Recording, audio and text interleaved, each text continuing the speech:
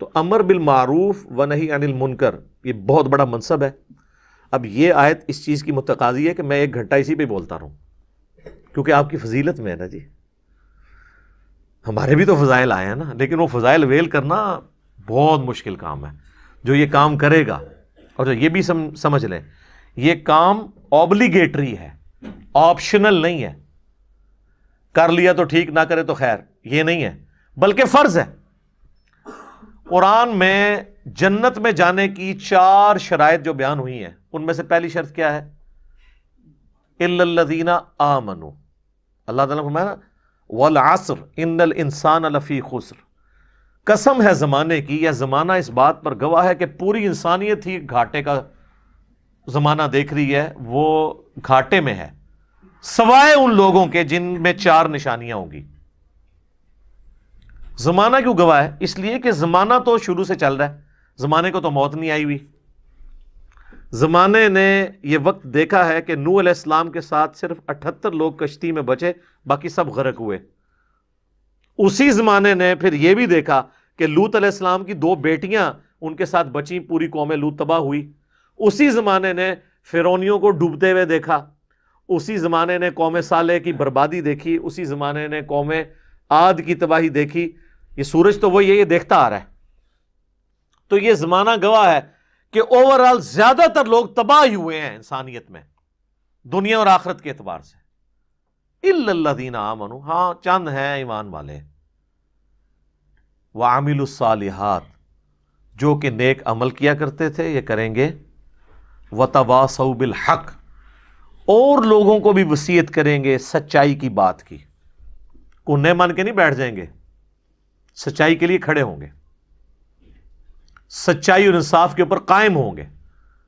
اولو العلم قائما بالقسط کے تحت، چاہے ان کو اپنے خلاف بھی گواہی دینی پڑے، اپنے رشتہ داروں کے خلاف گواہی دینی پڑے، وہ کھڑے ہو جائیں گے اللہ کے لیے، اللہ کے مجاہد بن کے، رسول اللہ کے سپاہی بن کے صلی اللہ علیہ وآلہ وسلم.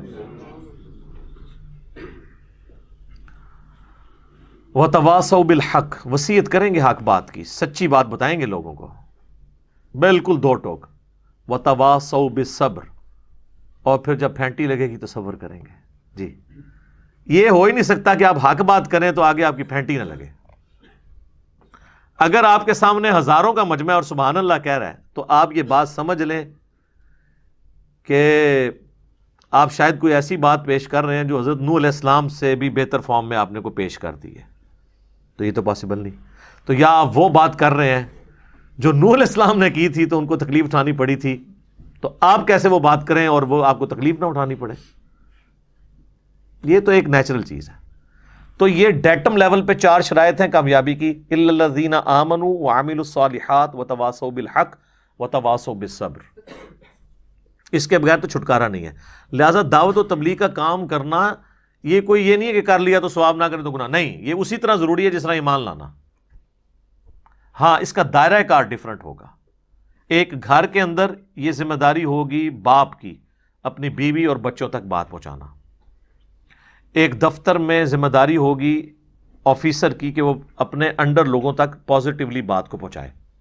بحث و مباحثہ نہیں کرنا، صرف بات پہنچانی. یہ بات ذہن میں رکھیے گا. بحث کرنے کی اجازت تو اللہ کے نبی کو بھی نہیں ہے.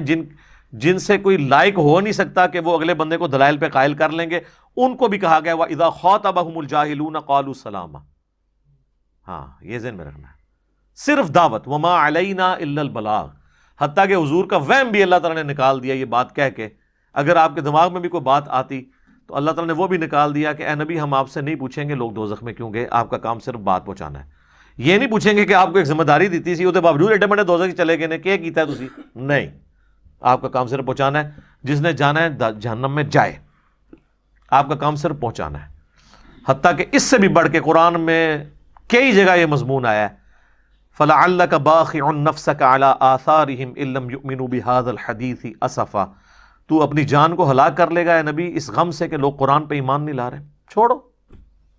اس سے بھی بڑھ کر اللہ تعالیٰ نے فرمایا سَيَذَّكَّرُ مَن يَخْشَىٰ. آپ نے نصیحت اس کو کرنی ہے جو واقعی ڈرتا ہے. وَيَتَجَنَّبُهَا الْأَشْقَىٰ. اور جو بدبختی پہ اترا ہوا ہے اس کو چھوڑ دیں. الَّذِي يَصْلَى النَّارَ الْكُبْرىٰ. اس کا علاج یہ ہے کہ ہم اسے بڑی آگ پہ پیش کریں گے. ثم لا يموت فیہا ولا یحیا، پھر وہ اس آگ میں نہ زندوں میں ہوگا نہ مردوں میں. قد افلح من تزکا، بے شک کامیاب وہ ہوا جس نے اپنا تزکیہ کر لیا، اصلاح کر لی. وذکر اسم ربہ فصلی، اور اپنے رب کا نام لے کر نماز پڑھی. ہم اپنے رب کا نام لے کے نماز پڑھتے ہیں، اسی لیے 4 رکعتوں میں 22 دفعہ اللہ اکبر آتا ہے، سٹارٹ سے لے کے ہر رکعت میں.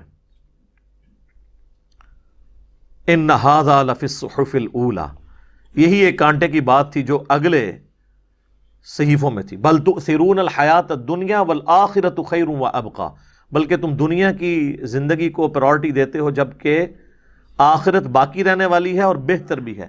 ان ھذا لفی الصحف الاولی، یہی ایک یونیورسل ٹروتھ تھا جو اگلے صحیفوں میں بھی تھا. صحف ابراہیم و موسیٰ، چاہے وہ ابراہیم کے صحیفے ہوں یا موسیٰ کے. اصل کانٹے کی بات یہ تھی کہ دنیا کی زندگی عارضی ہے.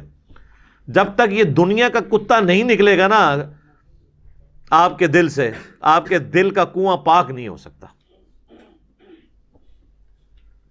تو نصیحت صرف بات آپ نے پہنچانی ہے، منوانی نہیں. ہاں منوانا کس کا کام ہے؟ باپ کا. وہ تو ابو داؤد میں حدیث ہے 10 سال کا بچہ ہو جائے نماز پڑھاؤ، نماز نہ پڑھے مارو. لیکن لوگوں کے بچوں کو نہیں نماز کے لیے آپ نے مارنا.